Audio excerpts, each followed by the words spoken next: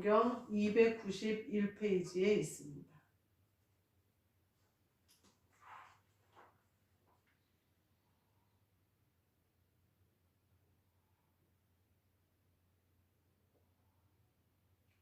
고린도후서 6장 1절부터 10절 말씀입니다.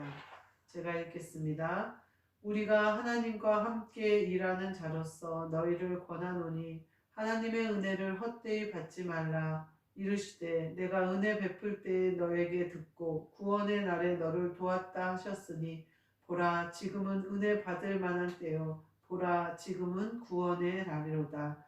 우리가 이 직분이 비방을 받지 않게 하려고 무엇에든지 아무에게도 거리끼지 않게 하고 오직 모든 일에 하나님의 일꾼으로 자천하여 많이 견디는 것과 환난과 궁핍과 고난과 매맞음과 갇힘과 난동과 수고로움과 자지 못함과 먹지 못함 가운데서도 깨끗함과 지식과 오래 참음과 자비함과 성령의 감화와 거짓이 없는 사랑과 진리의 말씀과 하나님의 능력으로 의의 무기를 좌우에 가지고 영광과 욕됨으로 그리했으며 악한 이름과 아름다운 이름으로 그러했느니라. 우리는 속이는 자 같으나 참되고 무명한 자 같으나 유명한 자요 죽은 자 같으나 보라 우리가 살아있고 징계를 받는 자 같으나 죽임을 당하지 아니하고 근심하는 자 같으나 항상 기뻐하고 가난한 자 같으나 많은 사람을 부요하게 하고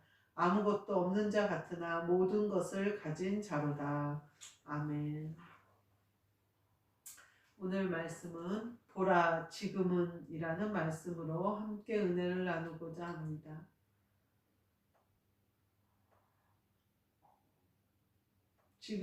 보라 지금은 은혜 받을 만한 때요 보라 지금은 구원의 날이로다 이렇게 얘기를 하고 계셔요. 2절 말씀에 보면 그래요. 지금 많은 우리 코로나도 그렇고 경제도 그렇고 많이 우리나라가 힘들다 이렇게 얘기를 많이들 하세요. 또 너무나 체감적으로 느끼기도 해요. 가게들이 많이 바뀌기도 하고 상가들이 비어가기도 하고 또 어느 가게에 가보면 손님이 없어서 이제 곧 저희 이제 그만해요라고 말하는 식당들도 있고 또 이제 여러 가지 일들이 많이 일어나고 있어요. 그래서 우리나라가 참 아프구나, 많이 힘들구나라는 거를 많이 느껴요. 그러면 우리가 두려워해야 될 때냐? 아니요. 지금은 은혜 받을 때고 지금은 구원이 이루어지고 있는 때다. 이런 은혜가 그런 축복의 때다. 이런 생각이 들어요. 우리가 고난이 고난으로 우리를 실족하게 하지 못해요. 세상의 어려움이 우리를 죽이지 못해요. 그런 것들은 우리를 해할 능력이 없어요. 그것은 우리를 오히려 구원을 이루게 하고 오히려 우리를 은혜로 주님의 보좌 앞으로 나아가게 하는 도구일 뿐이에요. 그리고 저희가 이제 믿는 사람들이랑 이렇게 얘기를 하면서 정말 우리가 깨어 있어야 하고 정말 우리가 하나님 아버지를 경외해야 하고 하나님 아버지가 그동안 우리나라와 우리 가족과 또 우리 자신에게 쏟아부으신 사랑을 너무나 우리가 경휼히 여겼다. 가벼이 여겼다. 그것은 너무나도 큰 은혜인데 너무나도 큰 선물인데 어쩌면 어린아이에게 감당하지 못할 정도의 큰 선물인데 그걸 선물로 여기는 것이 아니라 당연히 나에게 줘야 되는 것처럼 빚받으러 온 빚쟁이 마냥 하나님 아버지한테 달라고 하는 형국이 되지 않았나. 그러면서 우리가 정말 우리 하나님 아버지를 경외해야 한다. 그리고 겸비하여 서 있어야 된다. 이런 얘기들을 많이 해요. 그러면서 이제 얘기를 하다 보면 그런 얘기들을 해요. 근데 하나님이 롯이 살던 소돔과 고모라를 소돔 그 성에 가는데 의인 10명이 없어서 거기가 멸망하잖아요. 근데 처음에 아브라함이 의인은 몇 명을 예를 드냐면 50명을 예를 들어요. 그러면서 50명이 있어도 멸망이 여호와 하나님이 의인과 악인을 함께 멸하는 것이 옳지 않습니다. 의인 50명이 있으면 그 의인 50명은 어쩔 겁니까? 이렇게 질문을 하거든요. 근데 그 성이 그렇게 적은 성은 아니었어요. 50명을 아브라함이 얘기했을 때는 50명 정도는 있겠지라고 생각했겠죠. 근데 없었어요. 나중에 아브라함이 5명을 빼서 45명을 물었고 이렇게 점점 물어봐요. 나중에는 마지막에 가시면서 물어 10명이 있어도 멸망하지 않겠다. 멸망시키지 않겠다 그러세요. 의인 10명만 있었어도 그 성이 멸망당하지 않았던 거예요. 그런데 그 의인 10명이 없었어요. 그러면서 사람은 의인이 되지 못해요. 의롭다 칭함을 받을 수 없어요. 그런데 예수 그리스도를 영접하면 의인이 돼요. 성령님이 나를 주장하셔서 내 안에 그리스도의 예수의 마음이 이루어지면 우리는 의로워져요. 그래서 우리가 하나님 아버지 앞에 보좌 앞에 담대히 나아갈 수 있잖아요. 우리가 예수 그리스도의 이름으로 무엇이든지 간구하잖아요. 우리가 무엇이든지 성령 받아서 예수 그리스도를 힘입어 하나님의 보좌 앞에 담대히 나아가는 거잖아요. 그분을 입으면 우리는 어디든지 갈 수 있고 의인이라 칭함을 받을 수 있어요. 그러니까 우리가 주인 삼은 모든 물질도 명예도 자녀도 그 어떤 것보다도 내가 내 신랑 되신 예수 그리스도를 사랑하고 그분께 순종하고 복종하며 받들어 모셔서 우리가 그렇게 나아가면 우리가 의인이 되는데 그 신앙을 잘 가지고 있으면 우리의 그 신앙 때문에 멸망하지 않는다는 거예요.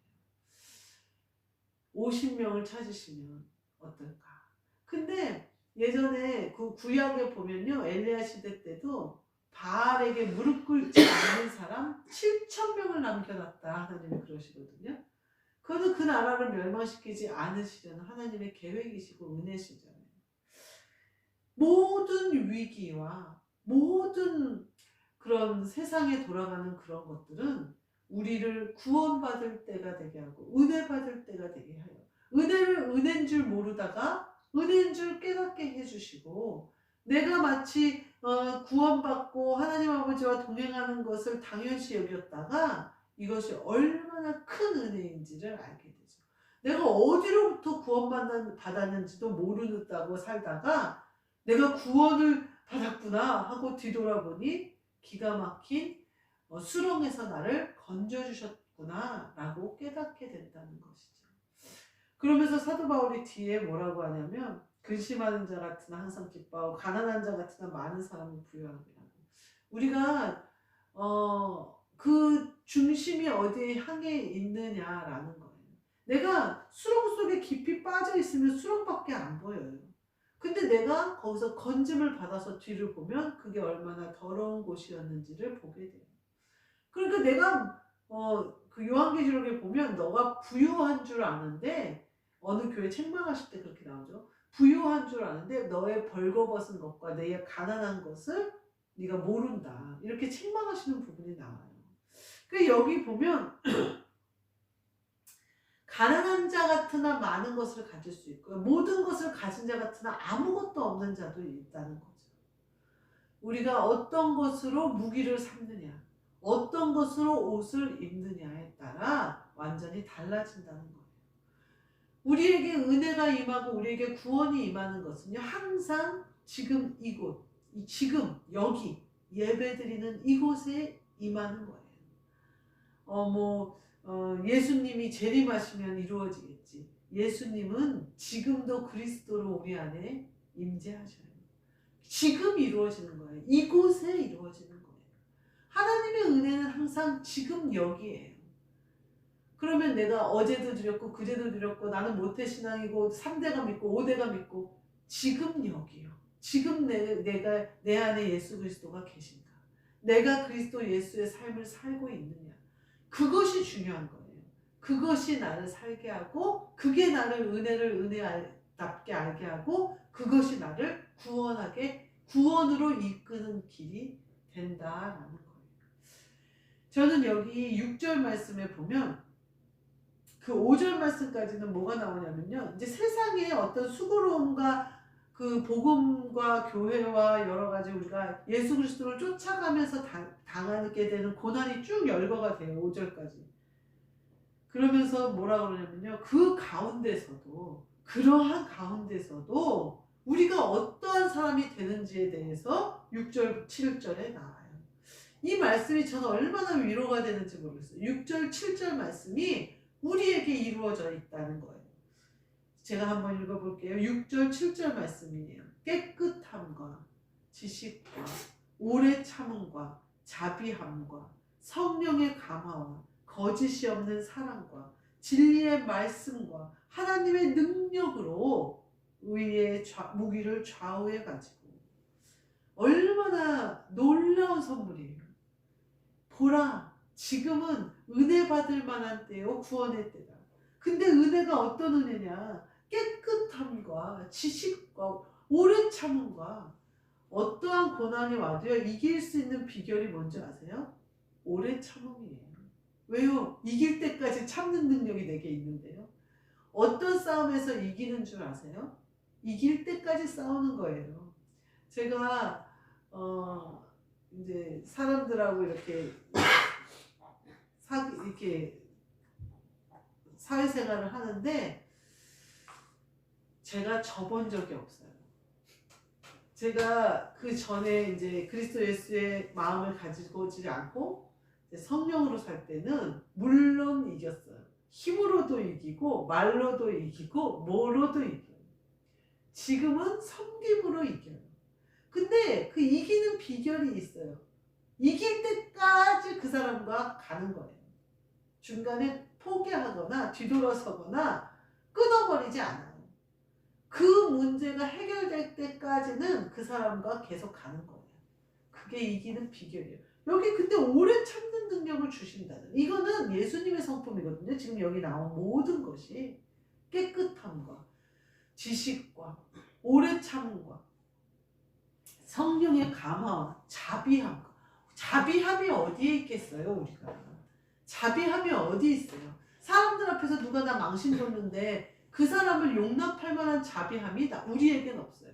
근데요, 그 순간 예수님이 나 같은 걸 사랑했는데, 나 같은 것을 한 번, 두 번 사랑한 것도 아니고 끊임없이 지금 이 순간까지 사랑했는데, 그걸 생각하면요, 혹은 예수님이 십자가를 지신 그 모습을 생각하면 자비함이 안 나올 수가 없죠. 만 달란트를 탕감받은 자가 100데나리온을 빚진 자에게 갚으라고 5개 가두는 꼴밖에는 안 되니까. 그 은혜가 얼마나 큰지를 나는 아니까 당연히 나도 용서해야죠. 그 예수님이 그러셨잖아요. 내가 너희에게 이렇게 보여준 것처럼, 섬기는 것처럼 너희도 섬겨라 그러셨거든요. 예수님이 우리에게 그 큰 사랑을 베풀어 주신 이유는 너희도 사랑해라 하신 거거든요. 그리고 내가 사랑을 받기만 하고 사랑을 하지 않는다면 너희 안에 예수님이 안 계신 거래잖아요. 너희의 구원은 거짓이잖아요. 요한일서에 보면 나와요. 너희 안에 사랑이 있느냐 없느냐에 따라서 예수 그리스도가 니네 안에 있느냐 없느냐가 보인다는 거예요. 드러난다는 거예요. 근데 너희가 말로는 내가 사랑한다고 하는데 사랑하지 않는다면 너희는 지금 거짓말을 하고 있는 거다, 이렇게 얘기를 하시거든요. 그러니까 내 안에 자비함이 없을 수가 없어요. 그 자비함이 어디서 나오느냐? 은혜 받은 것을 알 때, 내 은혜가 얼마나 큰지 알 때, 내 구원이 얼마나 크고 경이롭고 얼마나 놀라운 일이라는 걸 알 때, 사람들이 나에게 하는 모든 것은 내가 사랑할 만한 일이요, 섬길 만한 일이요, 내가 자비를 베풀 만한 일인 거죠. 그러니 감히 누가 나한테 어떻게 한다고 해서 그것에 상함이 있을 수가 없다는 거죠. 성령의 감화와 거짓 없는 사랑. 여기 이게 거짓 없는 사랑이에요. 예수님이 날 사랑하신 그 사랑 때문에 내가 다른 사람을 사랑하는 일에 걸림이 없다는 거죠. 그것은 예수님이 나를 사랑하는 그 사랑을 오롯이 느낀 사람만 할 수 있어요. 그것을 오롯이 누리는 사람만 할 수 있어요. 거짓이 없는 사랑을 하게 된다는 거죠. 그 다음에 진리의 말씀과 하나님의 능력으로 의의 무기를 좌우에 가지고 이렇게 얘기해요. 하나님의 능력으로 의의 무기를 말씀과 의의 무기를 양손에 가지래요. 좌우에 가지래요. 이거와 같이 큰 능력이 어디 있어요? 진리의 말씀은 뭐예요? 말씀으로 모든 것이 창조되고, 진리의 말씀은요 곧 예수님이세요. 진리의 말씀은 곧 예수님이세요. 요한복음 1장에 나와요. 말씀은 예수님이세요. 예수님과 의의 무기를 우리가 좌우에 가졌대요. 하나님의 능력에 의해 무기를. 그러면 이 땅에서 우리가 두려울 게 뭐 있고 감당하지 못할 게 뭐 있고 하지 못할 게 뭐가 있겠어요? 사랑으로 모든 허물을 죄를 덮을 만한 능력이 우리 안에 있고, 믿음으로 모든 산을 평지가 되게 하며 바다가 갈라져서 마른 땅을 건너듯이 건널 수 있는 믿음이 우리 안에 있고, 소망으로 하늘나라를 내 안에 이루는 그 놀라운 능력이 내 안에서 그대로 실천되는 거죠. 그것은 보라 지금 이 시간에 이루어지는 거예요. 지금 이 예배 때 이루어지는 거예요. 구원이 이루어지고 은혜가 이루어지고, 그래야 내가 깨끗해지고 놀라운 그리스도 예수의 형상을 내가 입는 놀라운 은혜가 나에게 임한다는 거죠. 이것이 나를 살게 하고 내 교회를 살게 하고 이 나라를 살게 해요. 뭔가 내가 하나님 아버지 앞에 대단한 것을 해서가 아니라, 내가 그리스도 예수로 옷 입고 하나님 아버지 앞에 서 있을 때, 은혜가 은혜로 느껴질 때, 구원이 감격으로 느껴질 때, 하나님 아버지가 우리를 의인이라, 의롭다, 너가 그리스도의 옷을 입었구나, 의롭구나. 그 의로움 까닭에 우리나라가 아무리 어려운 세상 가운데서도 든든히 세워져 가고, 하나님 아버지가 지키시는 나라가 되어지고, 또 우리 한국 교회가 하나님이 든든히 다시 세우시는, 구원을 다시 세우시고 은혜를 다시 부으시고, 그래서 깨끗하게 하시고 오래 참음과 자비와 성령의 감화와 거짓이 없는 사랑이 우리 온 한국교회에 다시 실천되어지고, 그것은 지금 이 은혜 받을 만한 때에, 이 구원의 날에 우리 이곳에 이루어지는 것처럼 우리 가정에도, 우리 교회에도, 우리 나라에도 이루어져서 하나님 아버지께 영광을 올려드릴 수 있는, 그리하여 내가 사는 것이 아니라 무명한 자 같으나 유명한 자, 하늘나라에서 유명한 자, 세상에서는 내 이름도 모르고 네가 목사 맞냐고 하지만 하나님 아버지께는 목사로 인정받는, 하나님께는 유명한 자가 되는 저와 여러분이 되시기를 주님의 이름으로 축복합니다. 아멘. 기도하겠습니다. 하나님, 저희를 불러주시고 의롭다 하시고 영화롭게 하셨사오니 오직 이 은혜로 받고 그 은혜에 감격하여 깨끗해지고 하는 예수 그리스도의 성품을 온전히 우리 안에 이루어져서 우리가 사는 것이 아니라 그리스도 예수께서 사시는 삶이 되어지게 하여 주옵소서. 그리하여 이 땅에서는 무명한 자나 하나님 아버지 앞에는 상속자 되어지는, 유명한 자 되어지는 우리 모두 되도록 축복하여 주옵소서. 예수 그리스도의 이름으로 기도하옵나이다. 아멘. 하늘에 계신 우리 아버지여, 이름이 거룩히 여김을 받으시오며 나라가 임하시오며 뜻이 하늘에서 이루어진 것 같이 땅에서도 이루어지이다. 오늘 우리에게 일용할 양식을 주시옵고, 우리가 우리에게 죄 지은 자를 사하여 준 것 같이 우리 죄를 사하여 주시옵고, 우리를 시험에 들게 하지 마시옵고 다만 악에서 구하시옵소서. 나라와 권세와 영광이 아버지께 영원히 있사옵나이다. 아멘.